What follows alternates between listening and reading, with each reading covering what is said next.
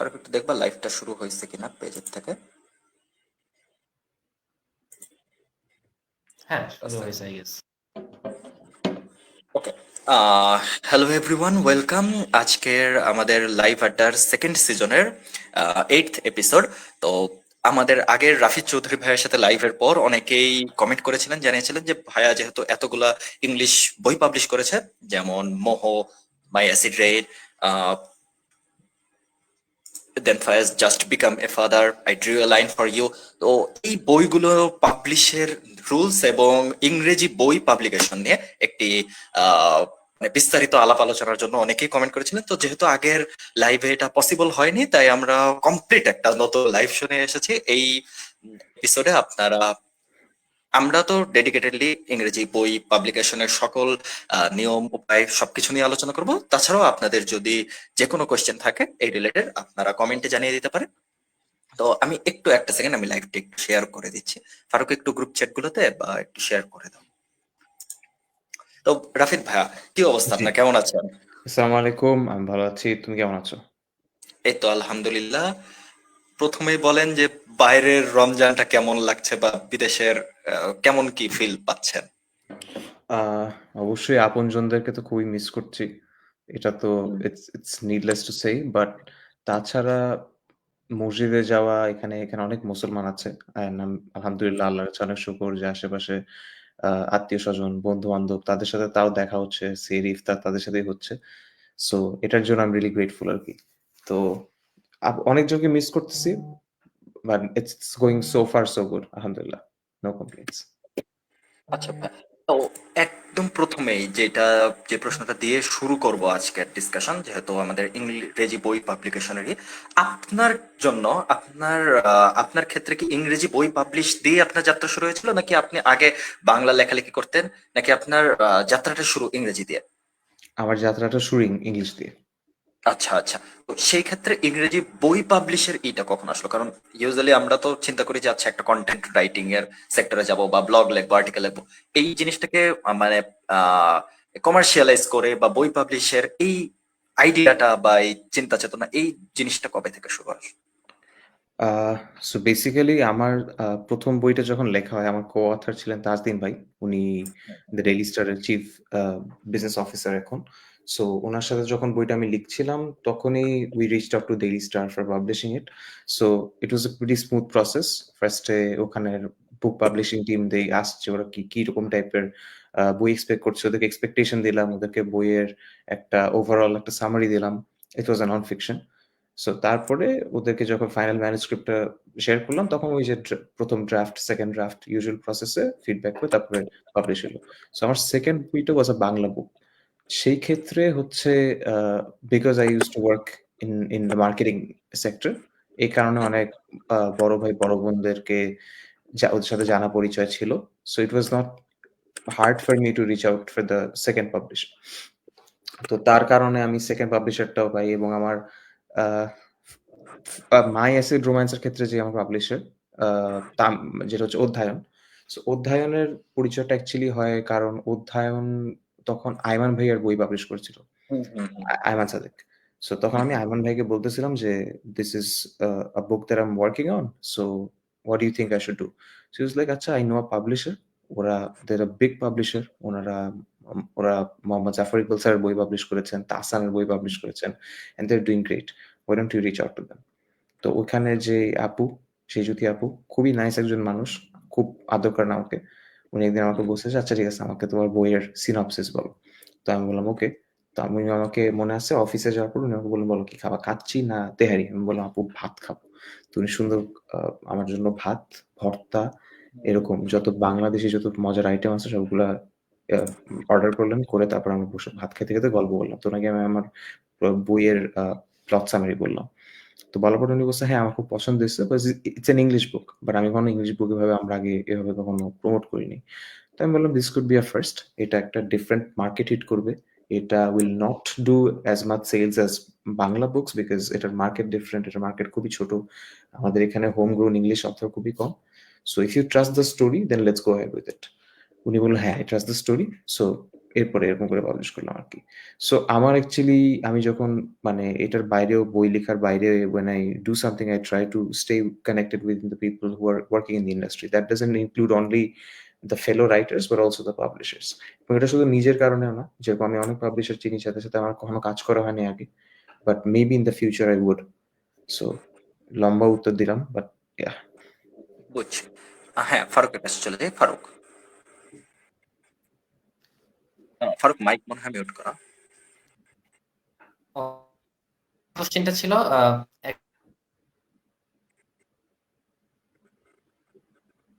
Faruk mic mute করা। আচ্ছা sorry, বলছিলাম যে একজন বাংলাদেশী লেখক কিভাবে আন্তর্জাতিক পাঠকের কাছে পৌঁছাতে পারে? আহ প্রথমত তার দেখতে হবে যে তার কি কি রিসোর্সেস আছে। আমি যদি একদম জেনারেলি একটা নিউ কামার রাইটারের জন্য বলি, এখন তার রিসোর্সের মধ্যে সে যদি বলে যে না আমার আগে থেকে একটা ফ্যান ফলোইং আছে বা আগে থেকে আই হ্যাভ রিডার বেস, বা রিডার বেস না হলে আমার সোশ্যাল মিডিয়াতে এতজন, আমি জাস্ট কথা কথা বলতেছি যে ফলোয়ার্স আছে, তো সেটা ইজ সামথিং টু কনসিডার। এরপরে হচ্ছে যে অন্যান্য জিনিসগুলো আসে যে সে যদি টাকা খরচ করতে চায় সেটার পিছে, সে মার্কেটিং করার পিছে, তাহলে তার বাজেট কত, তার লিমিটেশন কি? আর সবকিছুর সূত্রে সেই প্রশ্নটাই বারবার আসে যে সে তার অডিয়েন্স কে? সো তার অডিয়েন্স অনুযায়ী তখন তার কাছে রিচ আউট করতে হবে। এখন তার কাছে যদি কোনই রিসোর্স না থাকে তখন যেটা করতে হয় যে হি or she needs to make sure যে সেই পাবলিশার আর ডিস্ট্রিবিউটরের যে জয়েন্ট যে ফোর্সটা, that should work to reach out to the target readers. So খুব ভেগলি বললাম, বাট একটা ইন্টারন্যাশনাল অডিয়েন্সের কাছে রিচ আউট করার মেইন এই কারেন্ট এরাতে I would say is the internet. And that's not only limited to social media, that's also outside of social media. অনেকে email মার্কেটিংও করেন, অনেকে অফলাইন ইভেন্টস করেন, বাট যদি সে বাংলাদেশে থেকে থাকেন বা যদি তার ডিস্ট্রিবিউশন স্ট্রং না থেকে থাকেন, স্টিল ইটস ইন্টারনেট। বুঝছি ভাইয়া। এখন নিউ কামারদের কথা তো বললেন, কিন্তু আপনার জন্য ভাইয়া পথ যতটা সহজ ছিল, হয়তো আপনি অনেক জায়গায় কাজ করেছেন, সেটার জন্য পাবলিশারকে রিচ করা সহজ ছিল, বা হয়তো আপনি রিচ করেছেন, পাবলিশারও মেনে গেছে। আম, এটা তো সবার জন্য হয় না, বা নিউ কামারদের জন্য হয় না। তো নিউ কামারদের জন্য তাহলে একদম জেনেরিক অ্যাডভাইস তাহলে কি থাকবে, যে তাদের স্টেপ বাই স্টেপ এই জিনিসটা, এন্ড এটার অ্যান্সার অনেক লং করে দিবেন ভাইয়া, যাতে আর কেউ কোনো কোয়েশ্চেন না করে। এই পুরো পার্টটা আমি কেটে দিয়ে দিতে পারি যে নিউ কামারদের জন্য ফুল স্টেপ বাই স্টেপ, যে তারা পাবলিশার কিভাবে হান্ট করবে, এন্ড থরলি ড্রাফটিং থেকে শুরু করে পাবলিশ করা পর্যন্ত জার্নিটা কিরকম হবে। ওকে, আমি এটা এগ্রি করি। I got it pretty easy. আমি খুব সহজে পাবলিশারদের সাথেও কানেক্টেড হয়ে গেছি এবং আমি এটা খুব ফুললি অ্যাডমিট করি। ইনফ্যাক্ট আমি কোথাও স্টেজে পারফর্ম করার সময়ও আই গট ইট, সিন্স এখানে আমি লোকাল অনেকগুলা লাইব্রেরিজের সাথে আমার ভালো কানেকশনস বা অনেক রেস্টুরেন্টের সাথে আমি অন্য কোনোভাবে আগে কাজ করছি বা অন্য কথাবার্তা হয়েছিল, আই নো দেম। এই কারণে আমার জন্য এটা অনেক ইজি। বাট ইন জেনারেল আমি যদি বলি যে আমি হয়তো একটা নতুন দেশে যাব, যেখানে আমি একটা নতুন নাম দিয়ে, একটা ছদ্মনাম দিয়ে আমি এখন একটা বই লিখবো, আমাকে কেউ চিনে না। আমি একদম চুল ফেলে দিছি। চুল ফেলে একদম একটা অন্য মানুষ হয়ে গেছি। হ্যাঁ? আমি কথার কথা বলতেছি। আমি একটা নতুন রাইটার। সেই ক্ষেত্রে ফার্স্ট জিনিসটা হচ্ছে যে পাবলিশারকে ট্রাস্ট করানোর জন্য the one thing I need to have is writing samples. So I know the question is যে আমি যদি আমার ১ম বইটা if I make it my best and if it's not done without a good publisher, let's say আমি আমার একটা বই লিখলাম XYZ. XYZ বইটা is only published online আমার নিজের চ্যানেলে। এটার কোনো পাবলিশার নাই, এটার কিচ্ছু নাই, এটার কোনো physical copy ও নাই। But it's an online book. So if that is something I can put in my resume, রাইটারদের রেজিউমে, সেই রাইটারের রেজিউমেতে সে নেক্সট পাবলিশার যখন জানবে যে না সেই মানুষটা এফর্ট পুট করছে, সেই মানুষটা একটা জিনিস লিখছে, একটা কমপ্লিট বই লিখছে। So he or she has the experience. That's the first thing to do. Second thing to do, I would say যে সে যদি কোনো একটা স্মল স্কেল পাবলিশারের সাথেও কোনো একটা প্রিন্ট অন ডিমান্ড এগ্রিমেন্টে যাইতে পারে, and trust me, world there are lots of publishers, millions of publishers. অনেকে টাকা দিয়ে তারপরে পাবলিশ করে, যেটা আমার পার্সোনালি ব্যক্তিগতভাবে পছন্দ না। বাট তাও যদি সেটা করতে চায়, বইটার তো একটা অস্তিত্ব থাকলো। It has a point of reference. So that is something to consider as well for the publishers. Third যে জিনিসটা সেটা হচ্ছে যে তার যদি কোনো Wattpad বা Medium এসব জায়গায় কোনো রাইটিং থাকে যে this is the person who I am. অনেক মানুষ আছে যারা বই ফার্স্ট টাইম পাবলিশ করছে। আমি নন ফিকশন এর কথা যদি চিন্তা করি, ওরা আগে কখনো ওরা আগে কখনো বই লিখে নাই, ওরা আগে বই পাবলিশার নিয়ে কোনো সমস্যা নেই। তো কেন বাংলাদেশে এত কর্পোরেট হটশট ওরা কেন প্রথমবারেই পেয়ে যায়? বিকজ ওনারা খুব ভোকালি নিউজ পেপারসে কমপ্লিটলি লিখতে থাকে, ওরা ফেসবুকেও স্ট্যাটাস লিখতে থাকে। সো ওরা বলে যে আমি এখন কথা বললে এত মানুষ শুনবে, this is my community, this is who I am. So even when you are not writing but when you have a reader base, that also counts as well. Fourth I would say যে পাবলিশারদের সাথে direct reach out না করতে পারলেও there are lot of literary agents. বাংলাদেশে এই জিনিসটা আমি পার্সোনালি বলতে গেলে একদম বিং অনেস্ট আমি কখনো এক্সপেরিয়েন্স করি নাই বাংলাদেশি কোনো লিটারেরি, বিকজ আমি ইংলিশ বই লিখি। সো বাংলার জন্য অনেকেই আছে, অনেক লিটারেরি এজেন্টস আছে যারা হচ্ছে বাংলাদেশ কলকাতা মার্কেট দুইটাই একসাথে দেখে। বাট আমার ক্ষেত্রে আমার মনে হয় যে সে যদি বাইরের লিটারেরি এজেন্সের কাছে রিচ আউট করতে পারে, that is also an option. কয়টা পয়েন্ট বললাম? ৫টা। তারপরে আমি আরেকটা জিনিস বলবো যে if none of this works, যে না আমি আমার বইও লিখছি, আমি লেখাও লিখছি, আমি লিটারেরি এজেন্টের কাছে রিচ আউট করছি, আমার ফ্যান ফলোইং গ্রো করছি, আমি সবকিছু করছি, তাও I am not getting through the publisher. তখন যেটা করতে হবে, একটু কোল্ড কলিং বা ইমেলের থ্রুতে হোক বা সোশ্যাল মিডিয়ার থ্রুতে হোক, লিঙ্কডইনে বা ফেসবুকে, সোশ্যাল মিডিয়ার কোনো শেষ নাই। সো এটাকে আমরা সেলসের ভাষায় বলি ল অফ অ্যাভারেজ, যে আমরা হচ্ছে ১০টা জায়গায় নক করলে ওখান থেকে হয়তো একটা জায়গা থেকে we will hear something. So ওইটা করে you can reach out to publishers directly. এগুলো খুবই সিম্পল স্টেপস। স্টিল অনেক মানুষ আছে যে এরকম অনেক ইন্সপায়ারিং স্টোরি আমরা শুনি, অনেক অটোবায়োগ্রাফিতে শুনি যে পাবলিশার না বলে দিচ্ছে, শুনি না, এই গল্প শোনার আগেই প্রথম ৩টা চ্যাপ্টার শুনে বলছে না, and then it turned out to be a great book. আমি পার্সোনালি আমি এখন অনেক বইয়ের নাম জানি which got to be best sellers. Best seller হওয়ার কোনো মানে আমার পড়ে খুব বিচ্ছিরি লাগছে, কারণ বইয়ের নাম বলতে পারবো না, অনেক রিডার অফেন্ডেড হয়ে যাবে। So it actually depends entirely on the publisher and the market which I'm reaching out to. যেরকম My Acid Romance did commercially, Bangladeshi রাইটারদের প্রেক্ষাপটে My Acid Romance did well, মানে more than I expected. But আমাকে আমার friend যদি বলে it's my best piece of work, I am like no, it's garbage. এটা আমি প্রথম লিখছিলাম, মানে I am not very proud of it, because আমার মনে হয় আমি তখন খুব ইম্যাচিওর একটা বইতে চিন্তা করতাম। আমি নিজেই আমার মনে হয় যে that was not the best piece of writing.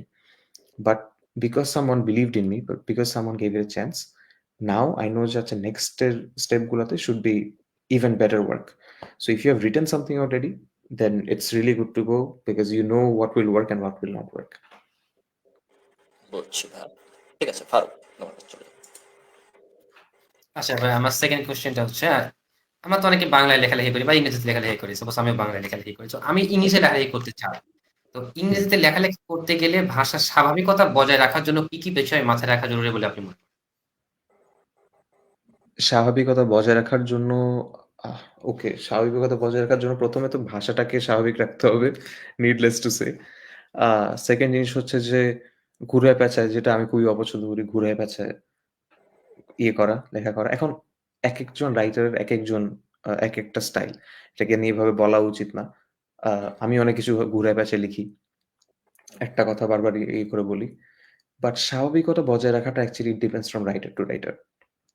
I cannot say যে ইংলিশে করতে গেলে there won't be complications. For someone who does not read English books, it's totally understandable যে সে মানুষটা হয়তো ফার্স্টে ওই কমফোর্ট জোনটার মধ্যে আসবে না।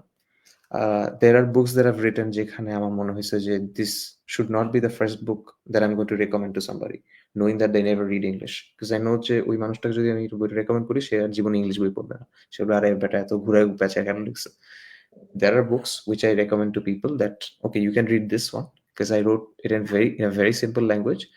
So this might be something যেটা দেখে you can read the works of other writers. So it totally depends from writer to writer, the perspective.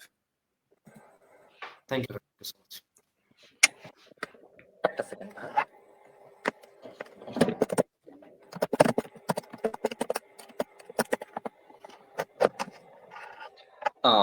একজন আপু আমাদের কোশ্চেন হচ্ছে সামিয়া সৈয়দা। হ্যালো ভাইয়া, where do you find inspiration for your stories? এটা last এপিসোডে ছিল না এই কোয়েশ্চেনটা? না, আমি অ্যান্সার করতেছি। করতে পারেন ভাইয়া, সমস্যা নাই, যেহেতু করেছেন একজন। হ্যাঁ, হ্যাঁ, হ্যাঁ। সরাসরি একটু বলতে পারেন। ইন্সপিরেশন আমার জীবনে অনেক কিছু আমার নিজের জীবন থেকে নেওয়া। অনেক কিছু হচ্ছে আমার আশেপাশে ফ্রেন্ড সার্কেল বলি, ভাই ব্রাদার, বোন যারা আছে ওদের লাইফের কিছু শোনা কাহিনী।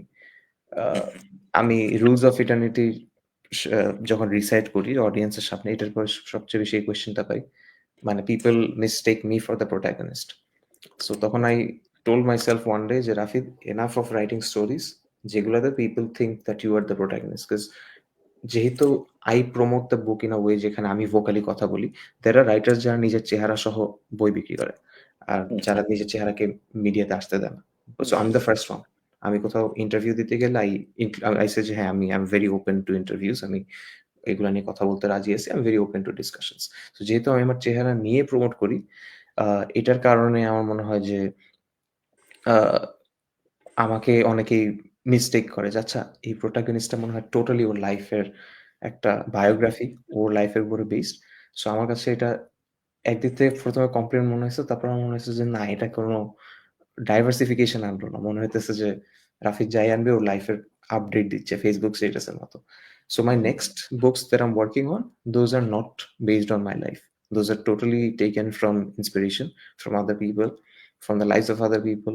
Some are taken directly from my fascination of science fiction, যেগুলা কখনো আমার আশেপাশের মানুষদের সাথে আমি কোনো ডিসকাসও করিনি, টোটালি সায়েন্স ফিকশনের ফ্যাসিনেশন থেকে। সো এটা ট্রু যে প্রথমের দিক থেকে I got my inspiration from my own life and people around me, but right now it's different.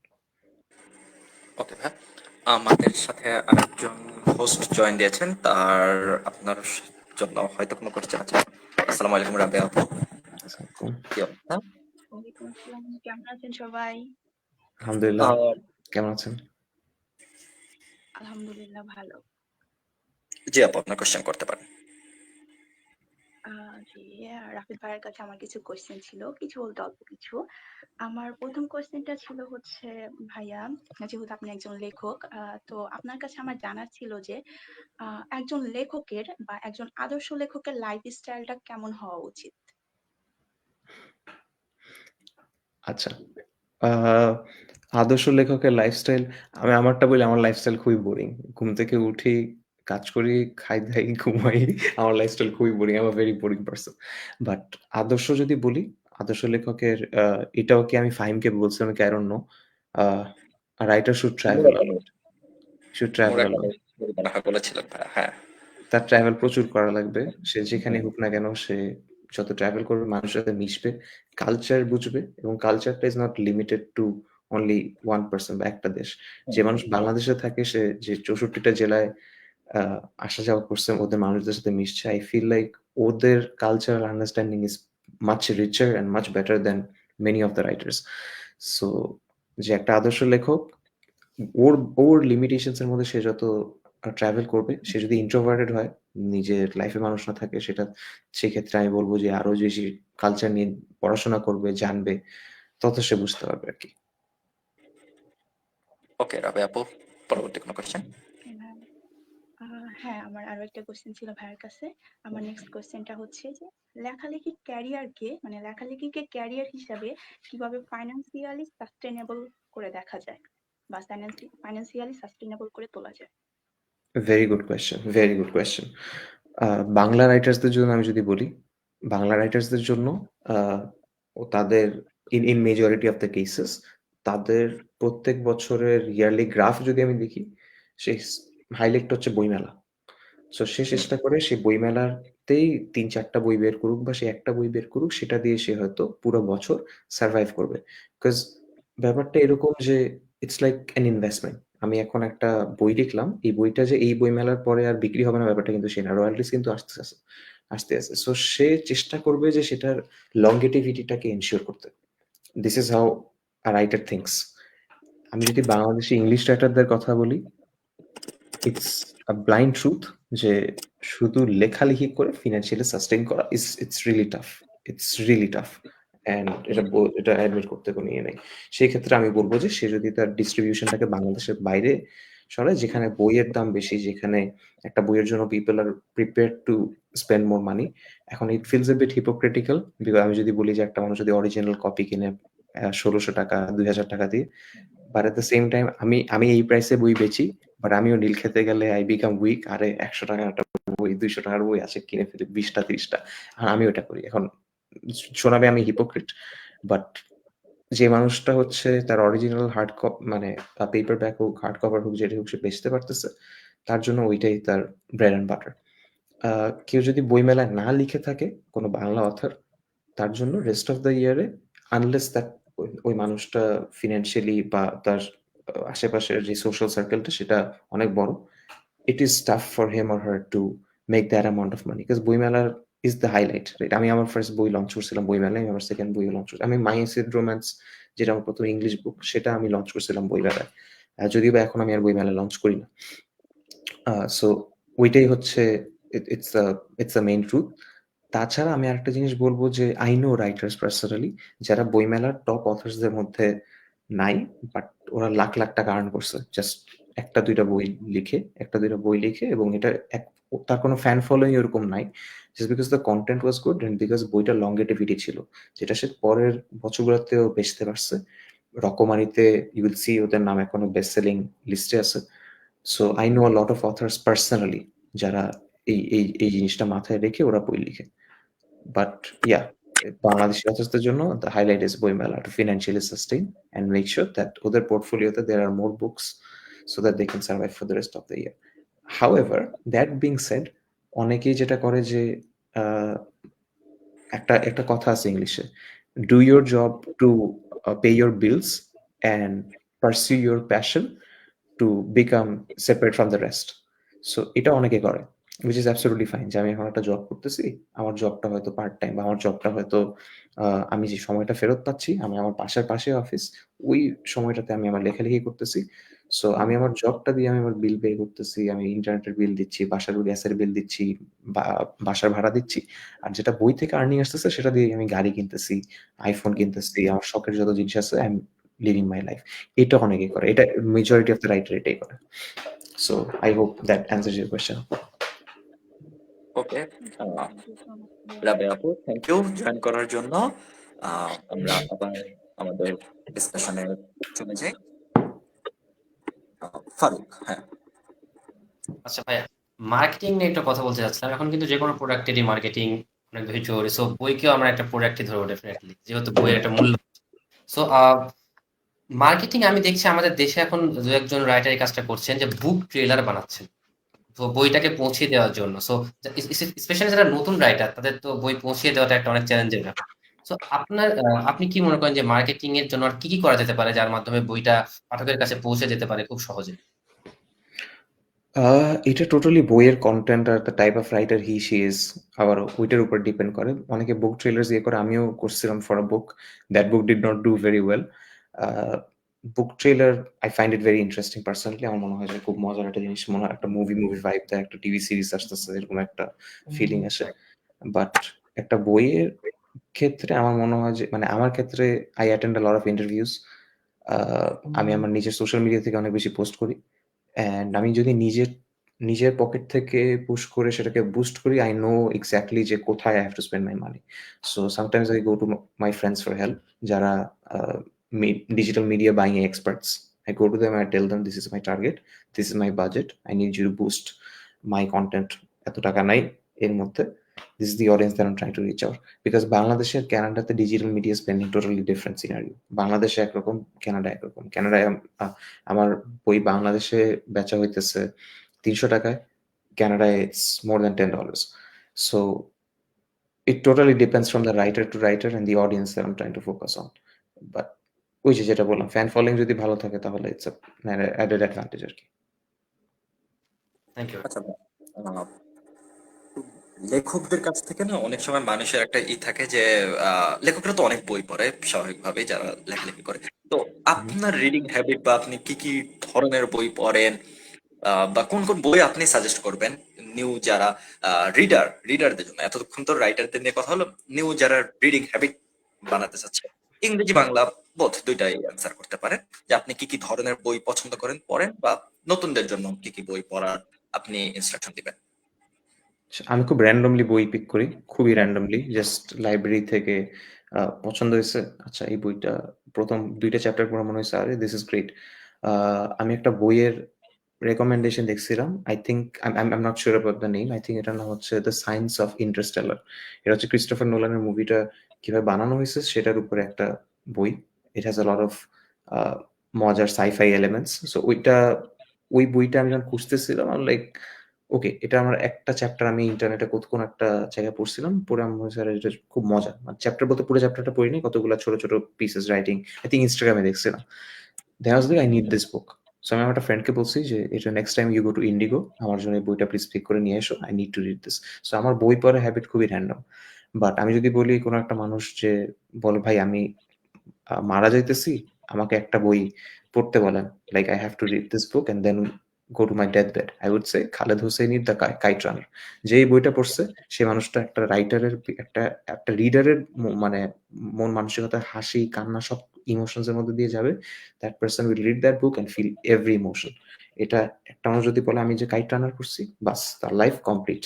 এরপরে যেগুলো আসতেছে এগুলো অ্যাড অন, এটা আমার অপিনিয়ন। ওকে, থ্যাংক ইউ ভাইয়া। আচ্ছা ভাইয়া, আমার একটা কোশ্চেন ছিল যে লেখালেখি করতে ডেফিনেটলি বই পড়ার প্রয়োজন। সো শুধুমাত্র বই পড়লেই কিন্তু লেখক হওয়া যায়, কারণ বই তো অনেকেই পড়ে, বই অনেক মানুষ পড়ে। তো বই পড়ার পাশাপাশি আর কোন অভ্যাসগুলো বা কোন চর্চাগুলো থাকলে লেখালেখিতে আরো একটু ভালো করা যায় বলে আপনি, যদিও কমন কোশ্চেন বাট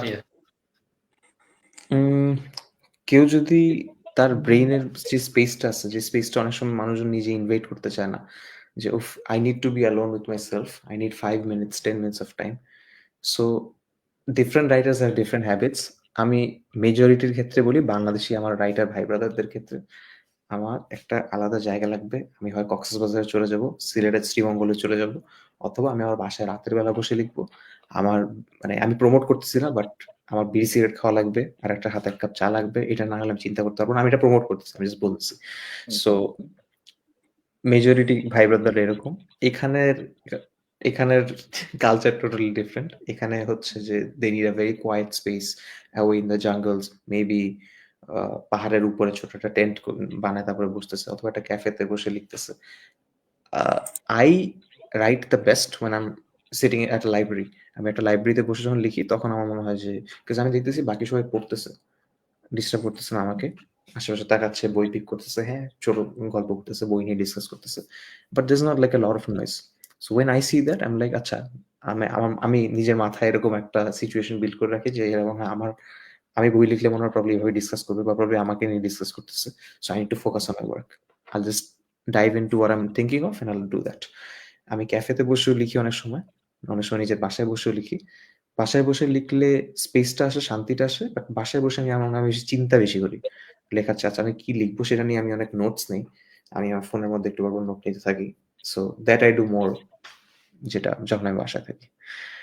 বাট কেউ যদি যে কোনো একটা এনভায়রনমেন্টে কমফোর্টেবল থাকে, I think that person as a writer he or she is very strong, তার কিছু চিন্তা লাগে না। Then again depends from person to person. Thank you ভাই। আচ্ছা, আপু একটা প্রশ্ন করেছেন, বাংলাদেশের লেখালেখিকে পেশা হিসেবে গ্রহণ করার ব্যাপারটি যে অন্যান্য দেশের তুলনায় পিছিয়ে আছে, এটার কারণ কি কারণ থাকতে বলে আপনি মনে করেন ভাইয়া? এটা কি উনি ইংলিশের কথা বলছেন নাকি দুইটা? মানে লেখালেখিকে পেশা হিসেবে গ্রহণ করার ব্যাপারটি, মানে রাইটিং এর ক্যারিয়ার কেউ করতে চায় না, যেমন আমরা সবাই ডাক্তার হতে চাই, ইঞ্জিনিয়ার হতে চাই, কিন্তু আমি মানে লেখক বাংলাদেশের বিষয়টা কেন পিছিয়ে আছে মানুষ আসলে বিষয়টা ভাবতে, যে লেখালেখিতেও ক্যারিয়ার সম্ভব, সো এটা কেন পিছিয়ে আছি আমরা? It's the financial security. It's the truth. এটা no one will disagree with me. It's the financial security. Because আমরা যখন দেখতেছি রাইটার্সদের the way একটা খুব হার্ড ট্রুথ হচ্ছে যে বাংলাদেশের অনেক নামকরা publishers they are very rude. ওরা যেহেতু বিকজ দে আর পাওয়ারফুল, ওদের একটা সিন্ডিকেট আছে। এটাও আমার লাইভে বলতে কোনো সমস্যা নাই, যদিও বা পাবলিশার নাম ধরে বলতে চাচ্ছি না, বাট এই সিন্ডিকেটটা থাকার কারণে যেটা হয় যে ওরা রয়্যালটিস দেয় না রাইটারদেরকে সময় মতো, ওরা রাইটার্সদের প্রমোট করে না, ওরা যে সেল হচ্ছে ওইটা অনুযায়ী রাইটারকে রেসপেক্ট দেয় না, বলে যে না বই বিক্রি হয়নি, ফেক ফিগার্স দেয়, ফেক নাম্বারস দেয়। খুব নাম করা একজন বেস্ট সেলিং অথর, আমি নাম বলবো না, সে একটা নন ফিকশন বই লিখে he is one of the most famous people in Bangladesh. সে আমাকে রিচ আউট করছে, সে একটা স্টেটাস দিয়েছিল, ফার্স্টে স্টেটাস দিয়ে পরে আমাকে রিচ আউট করছে, বলছে রাফিদ তুমি এটা নিয়ে একটা স্টেটাস দাও, বা তুমি এটা নিয়ে একটু ভোকালি ভিডিও বানায় কথা বলো। এন্ড ভাইয়া আমার খুব কাছের বড় ভাই, তো জিনিসটা কি, রাইটার রয়্যালটিস দেয় নাই। রাইটার্সরা ওরা এরকম এরকম প্রোগ্রামও করছে রাইটারদের সাথে যে এরকম একটা ইভেন্ট হচ্ছে, ওই ইভেন্টেই লেটস সে 3000-4000 বই ফ্রিতে, যে ইভেন্টের স্পন্সর সে কিনে নিছে। তারপরে অনেক অনেক বই ওনার সামনেই বিক্রি হচ্ছে, বইমেলা উনি সাইন করতেছে, টায়ার্ড হয়ে গেছে। রাইটার এখনো রয়্যালটিস পে করে নাই, বলে ভাই কিছুই হয়নি এখনো, এখন আসতেছে টাকা। তো এরকম এক্সকিউজ বাহানা বানায় তারপরে ইভেন্চুয়ালি ওনাকে টাকা দেয়নি। তুমি আমাকে বলতেছো যে দিস ইজ ভেরি স্যাড, এই টাকাটা আমার লাগবে না, আমি অলরেডি আলহামদুলিল্লাহ ভেরি রিচ এন্ড এস্টাবলিশড, এই টাকাটা আমার লাগবে না, but this is what I deserve, তো আমার থেকে এটা কেন নিয়ে যাওয়া হচ্ছে? এই সিকিউরিটির কারণে lot of people don't want to become writers. আর সেকেন্ডলি আমি যদি বলি যে বাংলাদেশে যেটা একটু আগে আপুকে বলতেছিলাম, যিনি আসছিলেন, যে একটা বইয়ের দাম কত, 300 টাকা, সেই 300 টাকা থেকে রয়্যালটির হিসাব আমি যদি বলি, ফার্স্টে পুরো বই পাবলিকেশনে প্রিন্টিং এর টাকাটা উঠে আসে। এরপরে হচ্ছে যে সে যদি কোনো ইভেন্টে বই মেলায় প্রমোট করে বা ওই স্টলের টাকা সবকিছু, তারপরে ওইটা ক্যালকুলেট হয়। ওইখান থেকে তারপরে the royalties finally starts kicking in, পার্সেন্টেজটা রয়্যালটির বেড়ে যায়। এটা হচ্ছে the most basic modality in case of majority of the writers. So if that's the case, তাহলে সেই মানুষটা ইভেন্চুয়ালি ব্রেক ইভেন করে তার আইডিয়াল অ্যামাউন্ট, আমি যদি বলি সে 50,000 টাকার বই বেচবে বা 1,00,000 টাকার বই বেচবে, সেটা কখন আসে? সেই টাকাটা তখনই আসে যখন তার ইনসেইন পপুলারিটি এবং যাকে পাবলিশারটা সাপোর্ট দিচ্ছে। সো যেখানে পাবলিশারের ঠিক নাই, সে রাইটার কি করবে? মানে আলহামদুলিল্লাহ I was blessed with a lot of good publishers, I was also blessed with মানে bad publishers, but good publishers গুলো আমাকে একদম সময় মতো দিয়ে দিছে এন্ড আমাকে মোটিভেট করার জন্য জাস্ট ডিরেক্টলি লিখে দেয়, রাফিদ ফ্রি আছো হচ্ছে সন্ধ্যায়? আসি। মোটা একটা খাম ধরে দিচ্ছে যে দিস ইজ ইয়ার্স। আমি আরে ভাই এত বই দিচ্ছে আমিও জানি না, ভালো লাগছে, মজা লাগছে। So that I also have faced, I also have faced the other side of the story. So I know how it feels. তো একটা রাইটারকে ফিনান্সিয়াল সিকিউরিটি না দিলে তো সে কখনো রাইটার হতে চাইবে না। হয়তো শখের বশে রাইটার হবে, হয়তো সে বই লিখবে, ফেসবুক স্ট্যাটাস দিবে, বাট সে কখনো এটা নিয়ে সিরিয়াস হবে না। এটাই বাস্তব। এটাই বাস্তব যে সে কখনো এটাকে একটা ফুল টাইম পেশা হিসাবে করার সাহস পর্যন্ত পাবে না, regardless of how he or she how famous they become, right? আমাদের ডিসকাশন অনেক মানে ভারিক্কির দিকে চলে গেছে, অনেক সিরিয়াস ডিসকাশন হয়ে গেছে। আমি একটু হালকা করার জন্য একটা মানে শিওর শিওর শিওর। চেষ্টা করবো। সেটা হচ্ছে যে ভাইয়া আপনার কাছে কি মনে হয় যে আপনার আহ, লেখা কোনো ক্যারেক্টার, তার সাথে যদি আপনাকে মিট করার সুযোগ দেওয়া হয়, হাইপোথেটিক্যালি আপনি আপনার লিখিত কোন ক্যারেক্টারের সাথে, কোন প্রোটাগনিস্টের সাথে মিট করতে চাবেন ইন রিয়েল লাইফ, তাকে কি কোশ্চেন করবেন? আর আপনার কাছে কি মনে হয় সে আপনাকে, মানে সে আপনার যে ইমাজিনারি কনভারসেশন, সে আপনাকে কি জিজ্ঞাসা করবে? Rafid Chowdhury in real life and he is one of protagonist. রোজা রমজানের মাস, এভাবে বলতে চাচ্ছি না, আমি নিজেও রোজা রাখছি। আমার মনে হয় আমি আমার আমি যত রোম্যান্স স্টোরি আছে ওখানে আমার ফিমেল ক্যারেক্টার গুলোর সাথে আমার একদিন খুব বসে আড্ডা মারা, honestly, because I put a lot of thought and like আমার মনে হয় I take the most time developing the female characters. So there is a female character in Faiz as became a father, যে হচ্ছে who is like a sisterish figure to the protagonist. So তারা ভাই বোনের মতো, বা তাদের মধ্যে যে মজার কনভারসেশন হয়, এটার জন্য I had to develop a character from scratch. ওখানে আমি আমার অনেক লাইফে অনেক মানুষজনদের সাথে, যে অনেক আপন কাছের বড় বোনদের ইন্সপিরেশন এটা বানাইছি। সো আমার না চা ওদের সাথে বসে যদি চা খেতে খেতে আড্ডা মারতাম, এটা ভালো হতো। এবং এটা আমার প্রায় মাথায় আসে এই কোয়েশ্চেনটা। When I develop a character, I think what are the questions that I would be asking them if I were Rafid. Our Rules of Eternity, that is one of the most loved characters in Canada, Zainab Zaman. So এই ক্যারেক্টারটা নিয়ে সবাই অনেক মজা মজা question করে। This is a romantic interest figure, যাকে আমি খুব সময় নিয়ে লিখছি এবং যাকে নিয়ে আমি খুব মজার কিছু জিনিস, কিছু স্টোরি লিখছি। এবং আমার যদি এরকম একটা চান্স থাকতো যে আমি একটা সিকুয়েল বানাতে পারতাম, আমি শিওর আমি অনেক কিছু লিখতে পারতাম এই ক্যারেক্টারগুলোকে। সো রোমান্টিক ইন্টারেস্ট গুলোর সাথে তো for sure I would have love to have a conversation, but not the protagonists. Okay, Faruk কাছে চলে যাই। হ্যাঁ ফারুক। আচ্ছা, আমার একটা কোশ্চেন ছিল ভাইয়া, যে আমার ফ্রেন্ড কানাডায় থাকে, ও টরন্টোতে আছে। তো টরন্টোতে থাকার কারণে ওর সাথে কথা হয় আমার, সো বই নিয়ে কথা হয় যে ওদের লাইব্রেরি গুলো কেমন। সো বই পড়াটা যে জরুরি, এটা ও আমাকে বলছিল, মানুষ যখন রাস্তায় যাতায়াত করে তখনও সে বই পড়ে, রাইট? সো বই পড়াটা যে জরুরি, এটা শাহরুখ খান জানে, এটা বিল গেটস জানে। তো বাংলাদেশের মানুষ এখনো কেন জানে না যে বই, মানে বুঝতে চাচ্ছে না যে বই পড়াটা আসলে জরুরি? এটা তো আমারও কোয়েশ্চেন, নাহিদ, আমি কি কাকে বলবো?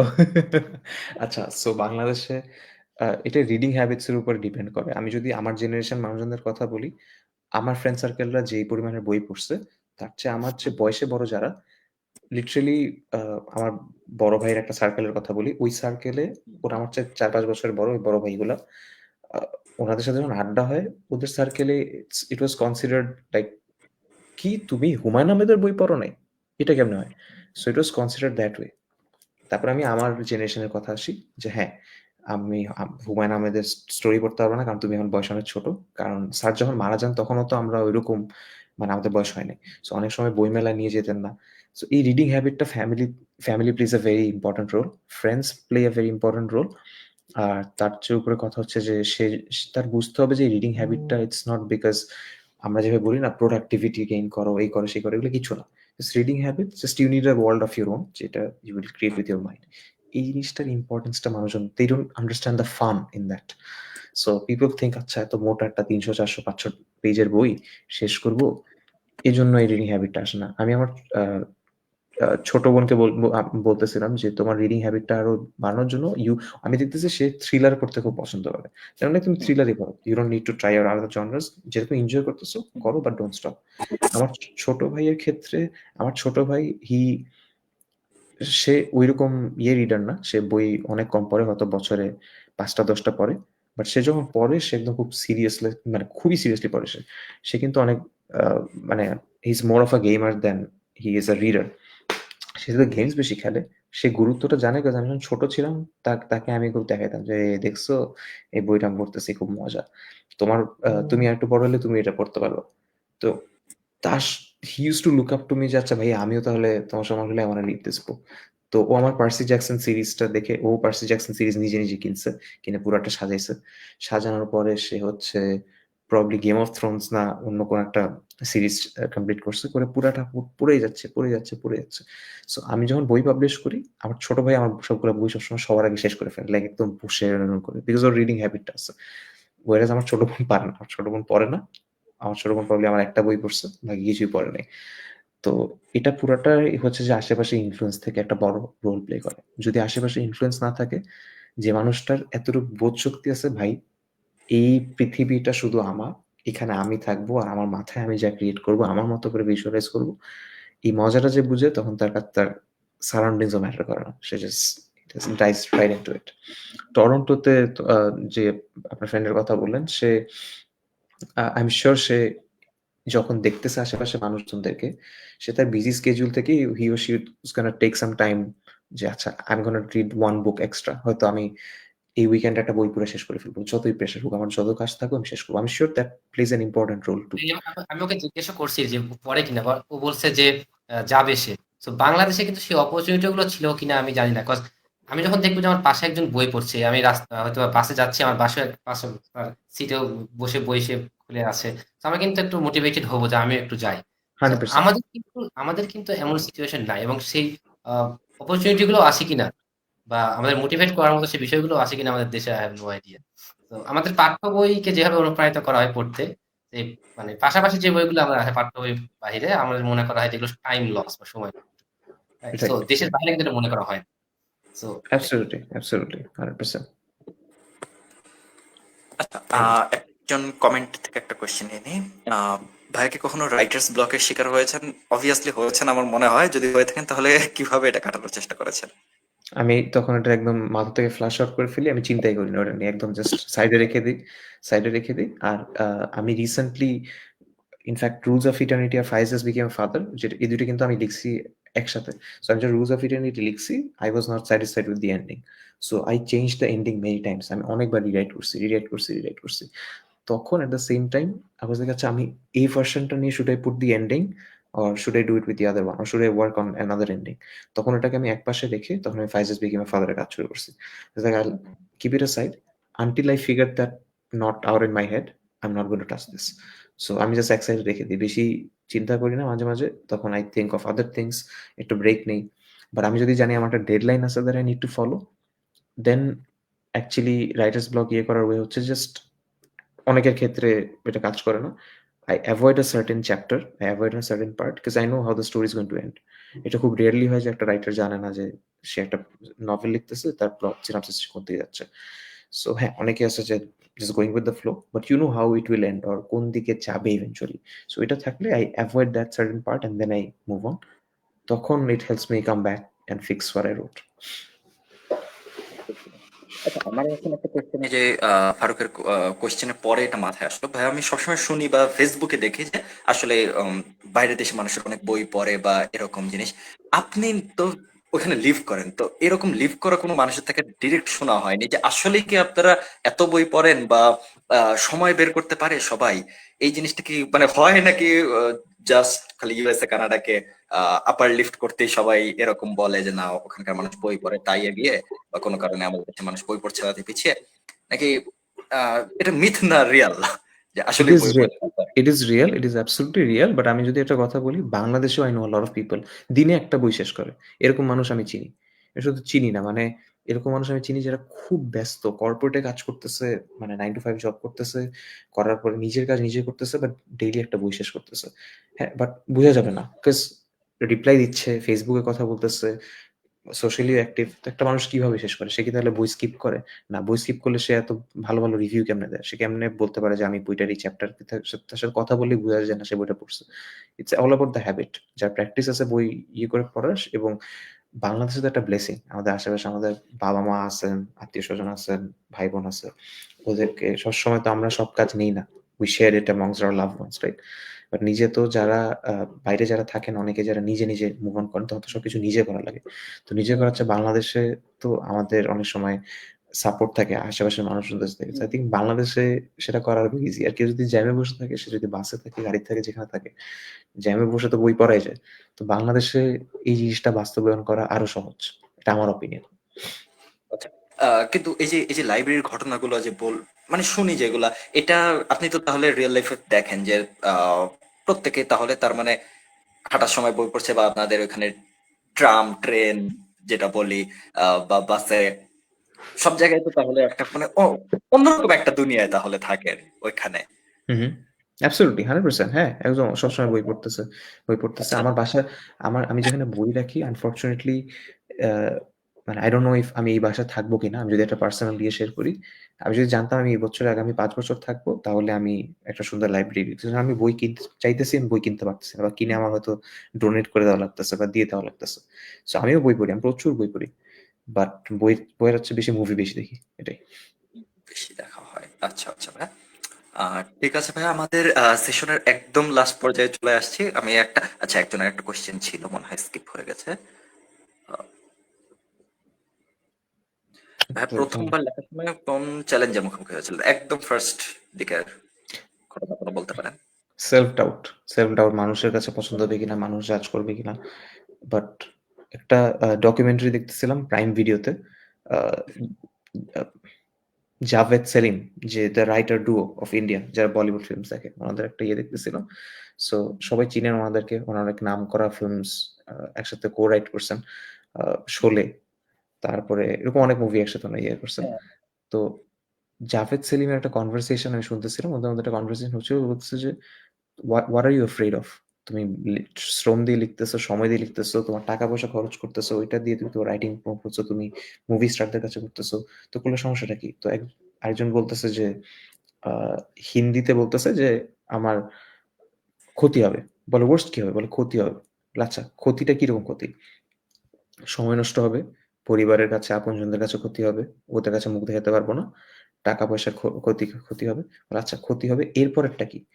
বলে এটা না, এটাই তো ক্ষতি, বড় ক্ষতি। বলে আচ্ছা, ক্ষতির পরে কি আর কিছু আছে? বলে না, তো ক্ষতিই হবে, আর কি হবে? সো এই মেন্টালিটিটা থাকাটা ইজ ভেরি ইম্পর্টেন্ট। তো আমার কাছে মজা লাগছে বিষয়টা। তো আমি যখন লিখতাম, আমি অনেক চিন্তা করতাম, আচ্ছা, মানুষজন যদি পচায়, যদি বলে আর এটা কি লিখছো, এটা কমেডি, এটা কোনো লেখার জাতেই যায়নি আশেপাশে রাইটারদের থেকে। But once I faced that, then all the fear was gone. I was like, okay, now I can live with this. এটাই একটা বড় ইয়ে ছিল, সেলফ ডাউট, যে মানুষজন আশেপাশে কি বলবে, তারা কি আমার লেখাকে অ্যাকসেপ্ট করে নিবে নাকি। আমার প্রথম নভেলটা নিয়ে আমি অনেক ক্রিটিসিজম ফেস করছিলাম। একটা নভেলের নাম মাই অ্যাসিড রোম্যান্স কেমন হতে পারে? Why is it called acid? এটা কি কোনো মানে কেমিস্ট্রি বেসড কিছু? এটা নাম এরকম কেন? এটা ক্যারেক্টার এরকম কেন? এটা লাস্টের টুইস্টটা এরকম কেন? But once I face that, then like আচ্ছা, এই মানুষটা বই পড়ে আমি বুঝে নেই, বাট আমি যেটা বোঝানোর চেষ্টা করছি বুঝে নেই, that is my failure. But or failure হচ্ছে সে অ্যাজ আ রিডারশিপ আমার আইডিওলজি গুলোকে অ্যাকসেপ্ট করতে পারেনি। So that's fine. সো একবার সেল ডাউট চলে গেছে, নাও আই অ্যাকসেপ্টেড যে যেটা আমি ফেস করবো সেটাই হচ্ছে বাস্তব, সেটাই আমার মেনে নিতে হবে। তো এখন I don't do any of the self doubt, I just go with if I trust the story, I just go with it. Okay ভাইয়া, অনেক অনেক ধন্যবাদ আমাদের লাইভে জয়েনের জন্য। আমি শেষ একটা কোয়েশ্চেন দিয়ে আপনাকে শেষ করব। কোয়েশ্চেন না ঠিক, আপনার একটা ওপিনিয়ন জানতে চাবো যে আপনি জানাবেন আমাদের গ্রুপটা আপনার কেমন লাগছে বা আপনার লাইভে এসে কেমন লাগলো, অথবা কোনো যদি আমাদের জন্য আদেশ, উপদেশ, অনুরোধ, নিষেধ, যে কোনো ইম্পারেটিভ সেন্টেন্স যদি কোনো থাকে আমাদের জন্য, সেটা দিয়ে ভাই একটু শেষ করবেন।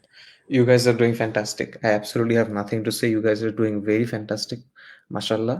And একটা রাইটার্স কমিউনিটিতে যেখানে একজন একজনকে চিনে, যেখানে একজন পোস্ট দেওয়ার পরে বাকি সবাই ওয়েট করে যাচ্ছে এই মেম্বারটা পোস্ট কখন করবে। হ্যাঁ, এই সৌভাগ্য আল্লাহ তাআলা সবাইকে দেন না। এটা একটা বড় একটা ব্লেসিং আল্লাহ তাআলা থেকে। এটা আমার পার্সোনাল অপিনিয়ন। সেই মানুষটা জাস্ট ইমাজিন, আমি জাস্ট বলতেছি যে ফাহিম একটা কিছু লিখছো, হ্যাঁ, তুমি একটা ফিকশন স্টোরি লিখছো। এই জিনিসটা পুরা লেখা হইছে তোমার মাথার ক্রিয়েটিভিটি থেকে, তোমার কল্পনা থেকে, তোমার সেই পৃথিবী থেকে। এটার জন্য তুমি যখন লিখছো, নাহিদ বাসে যেতে যেতে ওর একটা খারাপ দিন যাচ্ছিল, সেটা পড়ছে। পড়ার পর সেটা শেয়ার দিছে। ওটা থেকে আরো কয়েকজন পড়ছে। খুব বেসিক একটা এক্সাম্পল দিচ্ছি। এটা যে কত বড় একটা blessing, you guys know. And even if you guys don't know, you guys probably will never know. And that's also a blessing. Because meanwhile this is happening, Unnura will go on testing every bit of this amazing journey. Okay. So I think you guys are doing great, fantastic. No, nothing to suggest. And I'm sure inshallah আগামী দিনগুলোতে আরো রাইটার্সরা আসুক, আরো রিডার্সরা একত্রে হয়ে you guys do something more. এটাই প্রার্থনা এই আর কি। থ্যাংক ইউ সো মাচ ভাই। আমরা ইনশাল্লাহ এবং ভাইয়া বাংলাদেশে যদি আপনি কোনো দেশে থাকেন, তাহলে আশা করছি যে আপনার সাথে অফলাইনে আমরা অবশ্যই, কথা বলতে অবশ্যই। এটা অবশ্যই। এটা আমরা বলতে দিচ্ছিলাম। বাংলাদেশে আসলে ইনশাল্লাহ আমরা একটা অফলাইন ইভেন্ট করব। ঠিক আছে? একটা একদম। মজার আড্ডা হবে। একদম আনফিল্টার্ড হবে। যত উইয়ার্ড কোয়েশ্চেন আছে মানুষজন ওগুলো করতে পারবে একদম ওপেনলি। ঠিক আছে? মজা হবে। সে আড্ডা হবে। ওকে ভাইয়া, আপনি তাহলে এই জিনিসটা তাহলে একটু মাথায় রাখেন যে বাংলাদেশে আসলে অবশ্যই তাহলে জানাবেন। আমাদের টিম মেম্বারদেরকে নিয়ে যতজন আর কি পারি আমরা ঢাকার মধ্যে থাকে নিয়ে, যাতে একটা অফলাইন একটা গেট টুগেদার, আড্ডা, খাওয়া দাওয়া যেটাই বলি, অ্যারেঞ্জ করা যায় খাওয়া কিনা। দাওয়া তো হবেই। খাওয়া দাওয়া ছাড়া হয় নাকি? চা খাওয়া দাওয়া এগুলো হবে। অবশ্যই হবে। ওকে ভাইয়া, ওকে ভাইয়া, thank you so much. Thank you so আসসালামু মাচ আলাইকুম। গাইস। আসসালামু আলাইকুম। আসসালামু আলাইকুম।